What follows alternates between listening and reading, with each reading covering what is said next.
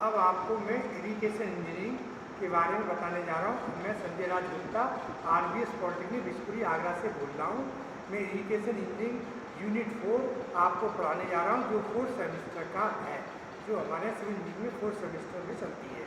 उसके आगे का मैं आपको ऑलरेडी 4 वीडियो भेज चुका हूँ, तो उसके आगे की वीडियो मैं आपको भेज रहा हूँ। तो ये आज मेरा जो है नेक्स्ट यूनिट 4 का आगे का पार्ट में आपको पढ़ाने जा रहा हूँ।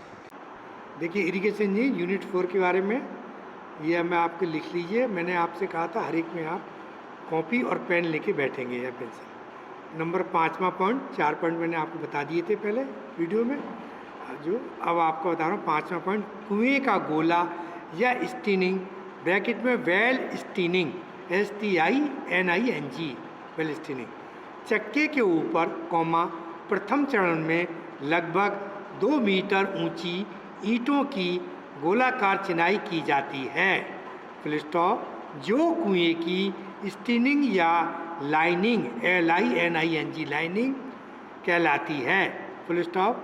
गोले की मोटाई 1 ईंट से 3 ईंट तक रखी जाती है, फुल स्टॉप।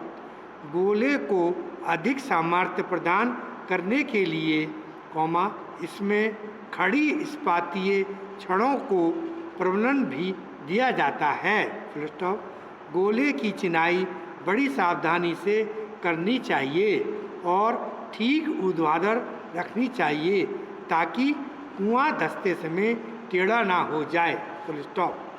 ये आपकी 5वां पॉइंट खत्म हो गया। अब 6ठा पॉइंट, गोला डालने की विधि। गोला डालने की विधि है sinking of well, SINKING of well, WELL। देखिए, कुएं के चक्के पर कुछ ऊंचाई तक गोला बन जाने के पश्चात कुएं के गड्ढे की खुदाई की जाती है, फुल स्टॉप। खुदाई की मिट्टी तिजोरियों में भरकर बाहर निकाली जाती है। क्या ये टाइप की होती है? तिजोरी से बताते हैं। जब कुएं के चक्के के नीचे से मिट्टी निकाली जाती है तो चक्का व गोला नीचे अब भूमि में धंसने लगते हैं और जैसे जैसे गड्ढे से मिट्टी बाहर निकलती रहती है, चक्का व गोला नीचे डालते या सिंक हो जाते हैं। भाई जैसे जैसे मिट्टी बाहर निकलती है तो चक्का गोला नीचे डालते जाते हैं, सिंक हो जाते हैं नीचे नीचे। पैराग्राफ चेंज, जब गोला की प्रथम चरण की चिनाई नीचे चली जाए तो उस पर 2 मीटर के लगभग और चिनाई कर दी जाती है। फिर कुएं को खोदा जाता है और मिट्टी बाहर निकालते रहते हैं, फुल स्टॉप। यह क्रम चलता रहता है जब तक कि उचित गहराई तक कुएं का चक्का नहीं धंस जाता, फुल स्टॉप। चिनाई के बढ़ते भार के कारण कुएं का चक्का नीचे उतरता या ब्रैकेट में धंसता चला जाता, उतरता है धंसता समझ गए, नीचे चला जाता चक्का, क्योंकि ऊपर से भार हो जाता है तो चक्का नीचे धंसता चला जाता है। पैराग्राफ चेंज, कुएं की गीली मृदा की खुदाई करने के लिए झाम, JHAM, झाम का प्रयोग किया जाता है, झाम एक स्वतः बंद होने वाली बाल्टी होती है, जिसको घिरनी तथा रस्सी, गोल सी घिरनी जो होती है और रस्सी की सहायता से कुएं में बार बार गिराया जाता है। जहाँ एक बाल्टी होती है और उसको घिरनी जो लगी रहती है कुएं के ऊपर, उसमें तथा रस्सी डाल के नीचे गिराया जाता है, कुएं में बार बार गिराया जाता है व ऊपर उठाया जाता है। ऊंचाई से कुएं में एकदम गिराए जाने पर झाम के दांते, जॉज, दांतों कहते हैं जॉज, कुएं की गीली मिट्टी में घुस जाते हैं, घुस जाते हैं और उसे उखाड़ देते हैं। जब झाम में मिट्टी भर जाती है तो इसे ऊपर खींच लिया जाता है और बाहर पलटकर खाली कर लिया जाता है, फुल स्टॉप। इस प्रकार ये क्रिया जारी रखी जाती है और कुएं की गहराई बढ़ती जाती है, फुल स्टॉप। कुएं की सिंचाई की जांच करने के लिए गोला के चारों ओर साहुल, साहुल मीन्स प्लम बॉब, जो सर्वे में भी यूज होता है, उसमें एक धागा बना होता है, नीचे उसमें लोहे के एक लट्टू टाइप का होता है, तो उस धागे को प्लम्बर लटका दिया जाता है। जब कुआं टेढ़ा होने लगता है तो इसके नीचे आई रुकावट को दूर करके तथा गोले के अड़ियल भाग पर अतिरिक्त भार रखकर गोले को सीधा कर लिया जाता है। अतिरिक्त भार रख देते हैं तो इससे गोले को हम सीधा कर लेते हैं, क्योंकि जो टेढ़ा या अड़ियल टाइप का होता है गोला, तो वो भार से रखकर सीधा हो जाता है। कुछ गहराई पर जाकर कुएं के गोले को नीचे धंसने की दर कम हो जाती है। Full stop. कुएं की बाहरी सतह पर उत्पन्न या घर्षण ब्रैकेट में स्किन फ्रिक्शन ब्रैकेट क्लोज कुएं को नीचे धंसने से रोकती है। तब कुएं के गोले पर लोहे के गडर तथा रेत भरे बोरे रखकर अतिरिक्त भार डाल दिया जाता है, जिसके फलस्वरूप स्टिनिंग का धंसना तेज हो जाता है। Full stop. कुएं की बाहरी पर्दी, कुएं की जो बाहरी पर्दी है पर प्लास्टर करने से भी धंसन गति तेज हो जाती है। हम उसके कुएं की पर्दी पर अगर बाहर प्लास्टर कर देंगे तो उससे धंसने की गति तेज हो जाती है, क्योंकि प्लास्टर करने से भारी हो जाएगा बाहर की सतह, तो वो धंसने लगती है। Paragraph change. जब कुएं में पानी निकल आए तो धंसन क्रिया गति पकड़ लेती है। जब पानी निकलने लगता है तो धंसन क्रिया पकड़ने लगती है। जब तक पानी निकलते हैं तो नीचे चला जाता है, अथवा झटके के साथ धंसन होने लगती है। एकदम झटका मार के नीचे चली आएगी जटिल, तो पानी निकलता रहेगा तो उसका ऊपर जैसे पानी निकलता है तो एकदम झटके से धंस जाएगा। अब इसके 7वां पॉइंट है बॉटम प्लग तथा रिसन छिद्र ब्रैकेट में BOTT bottom PLUG plug and आपका रिसन छिद्र वीप WEEP होल्स, यानी कि bottom plug and weep holes, इसको कहते हैं इंग्लिश। हिंदी इंग्लिश इसकी हिंदी ये है बॉटम प्लग एंड रिसन छिद्र। अब इसके बारे में लिख लीजिए। जब कुआं आवश्यक गहराई तक पहुंच जाए तो इसकी तली पर उचित मोटाई में कंक्रीट डाल दी जाती है, ताकि बाद में कुआं अपने भार से नीचे ना बैठ जाए। स्टॉप।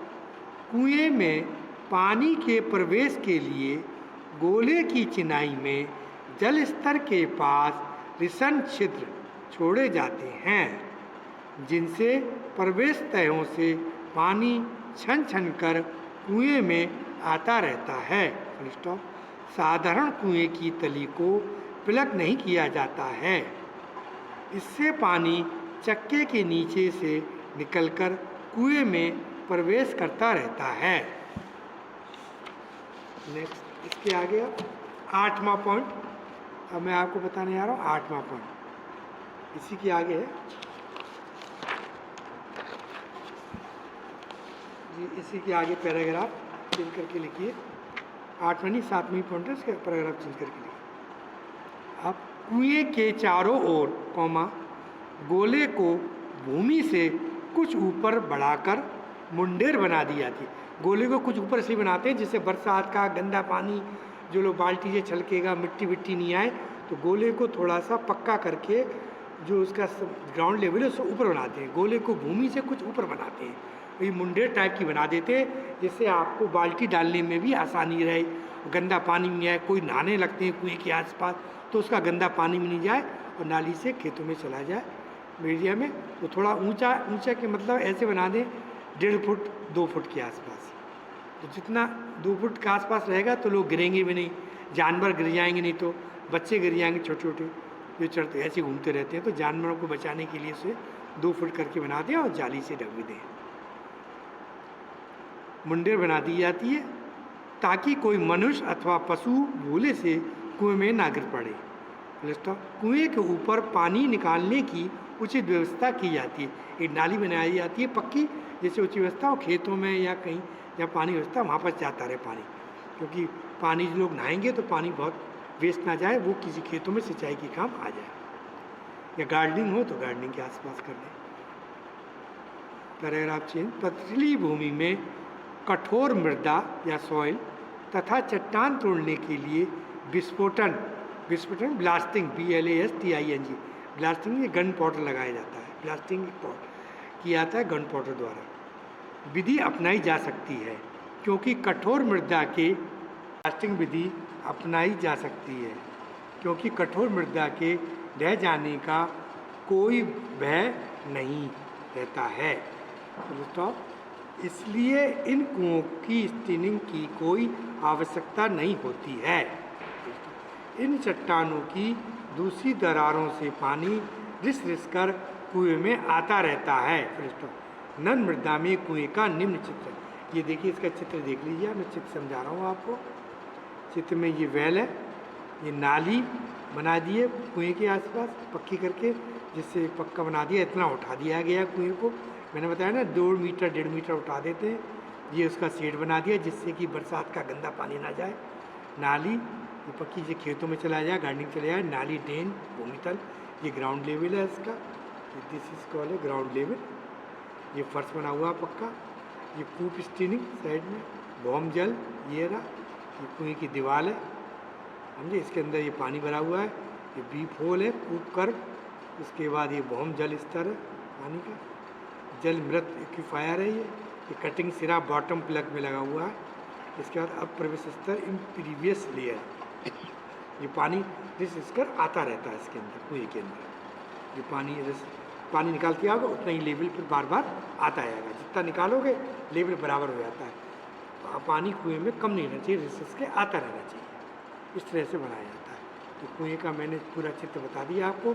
शेड इसलिए लगाते हैं, ये वो है गिर्री गोल सी पुली टाइप की कहते हैं इसको। इसमें रस्सी डाल के बाल्टी ये डाल दी है, इसको पानी इससे खींच लेते हैं, पानी खींचा जाता है तो आपके काम आ जाता है। तो आपके चित्र को मैंने पूरा समझा दिया। अब देखिए, नलकूप की सिंचाई के लिए अनुकूल परिस्थितियाँ। सिंचाई के लिए कौन कौन सी परिस्थितियाँ, ये देखिए। पहला एक स्थायी जल मांग, स्थायी डिमांड है, डिमांड ऑफ वाटर, स्थायी परमानेंट डिमांड, स्थायी जल मांग। क्षेत्र में सिंचाई के लिए नलकूप जल की उचित तथा स्थायी मांग होनी चाहिए। निकट भविष्य में यदि नहर निर्माण की योजना है तो नलकूपों पर किया गया व्यय सार्थक नहीं होता है। नंबर 2, पर्याप्त भौम जल।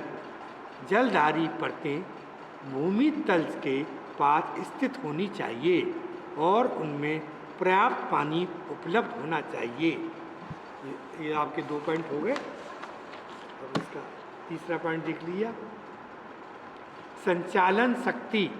संचालन शक्ति, नलकूप संचालन के लिए सस्ती दर पर तथा स्थायी रूप से बिजली उपलब्ध होनी चाहिए। डीजल से नलकूप चलाने पर अधिक व्यय आता है। डीजल बहुत महंगा आजकल, 94 रुपीज़ है। तो डीजल से चलाएंगे तो आपका बहुत महंगा बना, इसलिए वहाँ पर सस्ती बिजली जो सब्सिडी वाली है वो गवर्नमेंट की, उससे चलाएंगे सस्ता आएगा, उससे सिंचाई अच्छी होगी और आपका पानी आएगा तो आपका व्यय कम पड़ेगा, खर्चा। आप डीजल से नलकूप इमरजेंसी चला सकते हो, लाइट में वैसे नहीं चला सकते, बहुत महंगा पड़ जाता है व्यय के कारण। वैसे तो नलकूप एक ही दोनों से चल जाता है, लेकिन व्यय अधिक आता है। नंबर 4 पॉइंट, जल की गुणवत्ता। कुएं से उपलब्ध पानी सिंचाई के उपयुक्त होना चाहिए।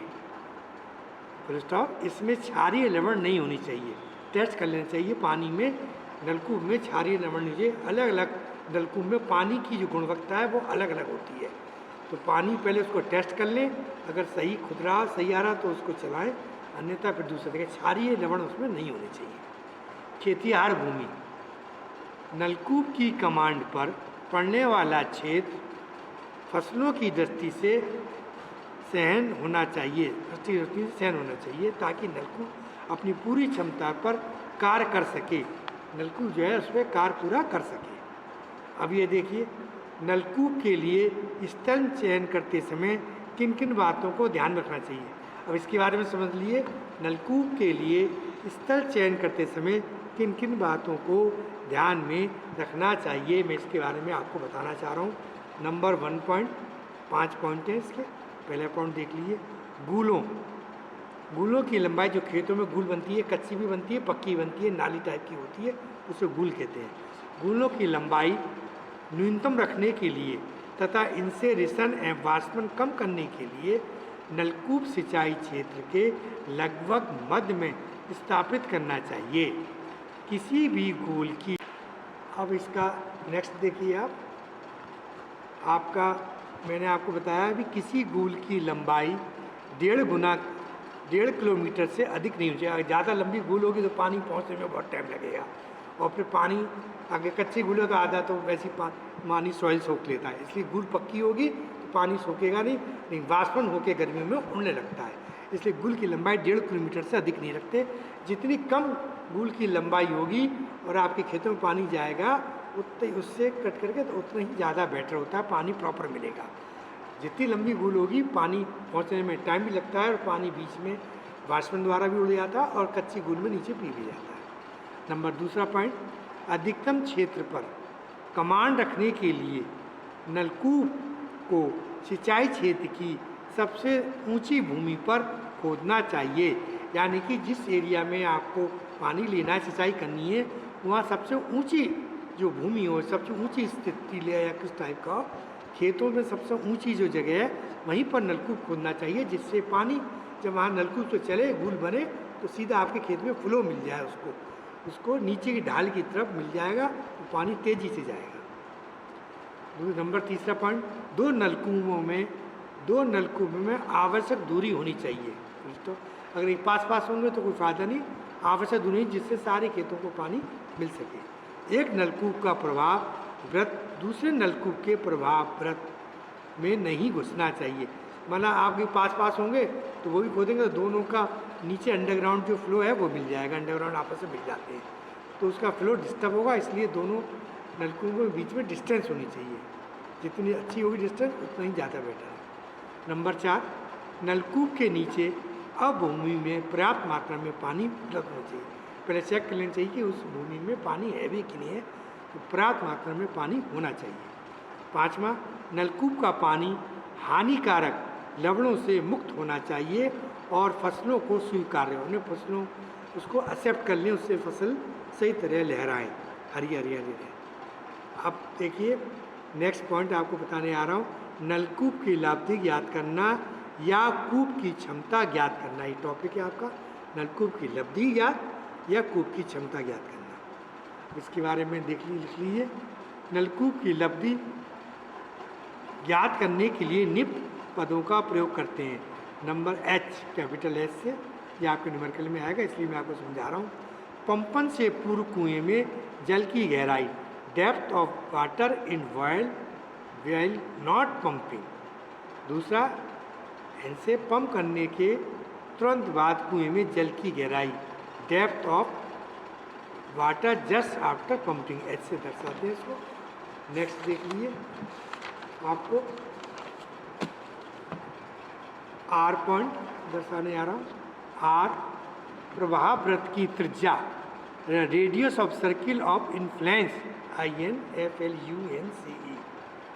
Small r is equal to कुएँ की त्रिज्या, रेडियस ऑफ वेल, कुएँ की त्रिज्या। अब मैं आपको चित्र समझा रहा हूँ, चित्र समझ लीजिए आप।